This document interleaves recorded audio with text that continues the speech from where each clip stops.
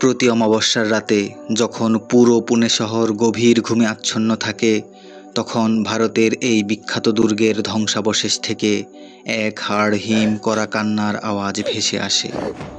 একটি 16 বছরের কিশোরের কণ্ঠস্বর, যা পাথরের দেয়াল ভেদ করে আজও চিৎকার করে বলে, কাকা, আমাকে বাঁচাও। কিন্তু কে এই কিশোর, আর কেন 250 বছর পরেও তার আত্মা এই প্রাসাদের অন্ধকারে বন্দী হয়ে আছে? আজ থেকে প্রায় 250 বছর আগে 1732 সালে মারাঠা সাম্রাজ্যের প্রধানমন্ত্রী বা পেশোয়া প্রথম বাজিরাও তৈরি করেছিলেন এই ঐতিহাসিক প্রাসাদ শানিওয়ার ওয়াড়া। এক সময় যা ছিল বীরত্ব ও ক্ষমতার প্রতীক, তা কিভাবে রাতারাতি পরিণত হলো এশিয়ার অন্যতম অভিশপ্ত ও ভূতুড়ে স্থানে? দি ইটার্নাল পেজেসের আজকের পর্বে আমরা ফিরে যাব 1773 সালের সেই কালো রাত্রিতে, যেখানে ক্ষমতার লোভে আপনজনদের হাতেই রচিত হয়েছিল এক নৃশংস ইতিহাস। আজকের দিনে পুনে শহরের বুকে শানিওয়ার ওয়াড়া কেবল একটি পর্যটন কেন্দ্র, কিন্তু প্রত্নতাত্ত্বিক এবং স্থানীয়দের মতে এই দুর্গের বাতাস ভারী হয়ে থাকে এক অদ্ভুত নেতিবাচক শক্তিতে। ভারত সরকারের পক্ষ থেকে দুর্গের মূল ফটকে কড়া নির্দেশ দেওয়া আছে। সূর্যাস্তের পর এই দুর্গের সীমানায় কোনো সাধারণ মানুষ প্রবেশ করতে পারবে না। তবে কারণ কি? আধুনিক বিজ্ঞানের যুগেও কেন একটি ঐতিহাসিক স্থানকে রাতারাতি বন্ধ করে দিতে হলো? এই রহস্যের জট খুলতে আমাদের তাকাতে হবে ইতিহাসের সেই নথিপত্রে, যা দীর্ঘদিন ধরে সাধারণ মানুষের আড়ালে রাখা হয়েছিল। সাল 1772। মারাঠা সাম্রাজ্যের বিখ্যাত পেশোয়া মাধবরাও মাত্র 25 বছর বয়সে যক্ষা রোগে আক্রান্ত হয়ে মারা যান। তার কোনো সন্তান না থাকায় সিংহাসনের পরবর্তী উত্তরাধিকারী হন তার 16 বছর বয়সী ছোট ভাই নারায়ণ রাও। নারায়ণ রাও ছিলেন অত্যন্ত প্রতিভাবান, কিন্তু রাজনীতি ও কূটনীতির মারপ্যাচ বোঝার বয়স তার তখনও হয়নি। আর এই সুযোগেরই অপেক্ষায় ছিলেন তার নিজের কাকা রঘুনাথ রাও। রঘুনাথ রাও দীর্ঘদিন ধরে পেশোয়া হওয়ার স্বপ্ন দেখছিলেন, কিন্তু ভাইপোর সিংহাসন আরোহণ তার সেই স্বপ্নে জল ঢেলে দেয়। তিনি নারায়ণ রাওকে সিংহাসনচ্যুত করার জন্য প্রাসাদের ভেতরেই এক গোপন চক্রান্ত শুরু করেন। নারায়ণ রাও কাকার এই অসৎ উদ্দেশ্য টের পেয়ে তাকে গৃহবন্দী করার নির্দেশ দেন। এই ঘটনা রঘুনাথ রাওয়ের অহংকারে চরম আঘাত হানে। আর তখনই দৃশ্যপটে আসেন কাকি আনন্দীবাই। মারাঠা ইতিহাসের অন্যতম চতুর এবং ক্রূর এই নারী স্বামীকে বলেন, লড়াই ছাড়া কখনো ক্ষমতা পাওয়া যায় না। তারা দুজনে মিলে প্রাসাদেরই একদল শিকারী রক্ষী বা গার্দিদের প্রধান সুমের সিংয়ের কাছে একটি গোপন চিঠি পাঠানোর সিদ্ধান্ত নেন। চিঠিতে মারাঠি ভাষায় লেখা ছিল, নারায়ণ রাওকে ধরো।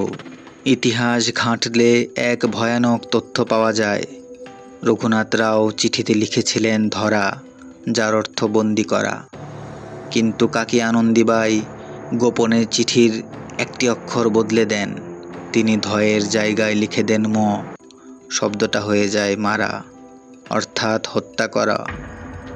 সুমের সিং এবং তার শত শত গার্দি যোদ্ধা তখন পুনে শহরের বাইরে অপেক্ষা করছিল। চিঠির নির্দেশ পাওয়া মাত্রই তারা তলোয়ার উঁচিয়ে অন্ধকারের মধ্যে শানিওয়ার ওয়াড়া দুর্গের দিকে রওনা হয়। দিনটি ছিল 1773 সালের 30 আগস্ট, গণেশ চতুর্থীর উৎসবের রাত। পুনে শহর যখন উৎসবের আনন্দে মেতেছিল, ঠিক তখন শানিওয়ার ওয়াড়ার ভেতরে ঢুকে পড়ে সুমের সিংয়ের ঘাতক দল। প্রাসাদের বিশ্বস্ত পাহারাদারদের নির্মমভাবে হত্যা করে তারা সোজা চলে যায় রাজপুত্রের শয়ন কক্ষের দিকে। তলোয়ারের শব্দ শোনা মাত্রই 16 বছরের নারায়ণ রাও বুঝতে পারেন তার জীবন সংকটে। তিনি প্রাণ ভয়ে অন্ধকারের মধ্য দিয়েই দৌড়াতে শুরু করেন। ঘাতকরা তার পেছনে ধাওয়া করছে, পুরো প্রাসাদে তখন কেবলই রক্তের দাগ আর মৃত্যুর চিৎকার। দৌড়াতে দৌড়াতে নারায়ণ রাও পৌঁছান তার কাকা রঘুনাথ রাওয়ের কক্ষে। তিনি ভেবেছিলেন আপন কাকা নিশ্চয়ই তাকে রক্ষা করবেন। নারায়ণ রাও কাকার পা জড়িয়ে ধরে চিৎকার করে কাঁদতে থাকেন আর বলেন, কাকা মালাই বাঁচাওয়া, কাকা আমাকে বাঁচাও। কিন্তু ক্ষমতার লোভ মানুষের ভেতরের সমস্ত মানবিকতা কেড়ে নেয়। রঘুনাথ রাও তার ভাইপোকে বাঁচানোর জন্য চুল পরিমাণও নড়লেন না। সুমের সিং নারায়ণ রাওকে টেনে হিচড়ে মেঝেতে ফেলে দেয়। আর তারপর ঘাতকরা সেই 16 বছরের কিশোর রাজপুত্রকে কেবল হত্যাই করেনি, তাদের নৃশংসতা এতটাই চরম ছিল যে তারা নারায়ণ রাওয়ের মৃতদেহকে টুকরো টুকরো করে কেটে ফেলে, যাতে কেউ তাকে শনাক্ত করতে না পারে। 250 বছর আগের সেই রাতে শনিবার ওয়ার্ডার পাথরগুলো ভিজে গিয়েছিল এক নিষ্পাপ রাজপুত্রের রক্তে। আর তার শেষ কথাটি, কাকা আমাকে বাঁচাও, প্রাসাদের প্রতিটি দেয়ালে প্রতিধ্বনিত হয়ে চিরদিনের জন্য বন্দী হয়ে যায়। নারায়ণ রাওকে হত্যার পর রঘুনাথ রাও নিজেকে পেশোয়া ঘোষণা করেন, কিন্তু প্রকৃতির বিচার ছিল অন্যরকম। মারাঠা সাম্রাজ্যের জনগণ এবং স্থানীয় মন্ত্রীরা এই হত্যাকাণ্ড মেনে নিতে পারেনি। মাত্র কয়েক মাসের মধ্যে রঘুনাথ রাও ক্ষমতাচ্যুত হন এবং সমাজ তাকে একজন খুনি হিসেবে বর্জন করে। তিনি এবং তার স্ত্রী আনন্দীবাই মানসিক ভারসাম্য হারিয়ে ধুকে ধুকে মারা যান। কিন্তু রহস্যের শেষ এখানেই নয়। 1828 সালে এই শনিবার ওয়াড়া প্রাসাদে এক রহস্যময় এবং ভয়াবহ অগ্নিকাণ্ড ঘটে। টানা 7 দিন ধরে সেই আগুন জ্বলছিল, যার ফলে প্রাসাদের 7 তলা কাঠের কাঠামোটি পুরোপুরি ধ্বংস হয়ে যায়। কিন্তু আশ্চর্যের বিষয় হলো, এই আগুনের কোনো সুনির্দিষ্ট কারণ আজও খুঁজে পাওয়া যায়নি। স্থানীয়দের বিশ্বাস এটি ছিল নারায়ণ রাওয়ের অতৃপ্ত আত্মার অভিশাপ। এবার আসা যাক আসল রহস্যে, যার কারণে আজ এই ভিডিওটি তৈরি করা। কেন এই জায়গাটি এশিয়ার অন্যতম প্রধান ভুতুড়ে জায়গা? যারা এই দুর্গের আশেপাশে রাতে ডিউটি করেছেন, সেই সব নৈশ প্রহরী এবং পুনে শহরের স্থানীয় বাসিন্দারা বিভিন্ন সময়ে কিছু হাড় হিম করা অভিজ্ঞতার কথা জানিয়েছেন। প্রতি অমাবস্যার রাতে ঠিক যে সময় নারায়ণ রাওকে খুন করা হয়েছিল, সেই সময়ে দুর্গের ভেতরের ফাঁকা চত্বর থেকে বাতাসে ভেসে আসে এক কিশোরের কান্নার আওয়াজ। এমনকি অনেকে দাবি করেন তারা প্রাসাদের ভাঙা জানালার পাশে এক কিশোরের অবয়বকে দাঁড়িয়ে থাকতে দেখেছেন, যে শূন্য দৃষ্টিতে তাকিয়ে থাকে পুনে শহরের দিকে।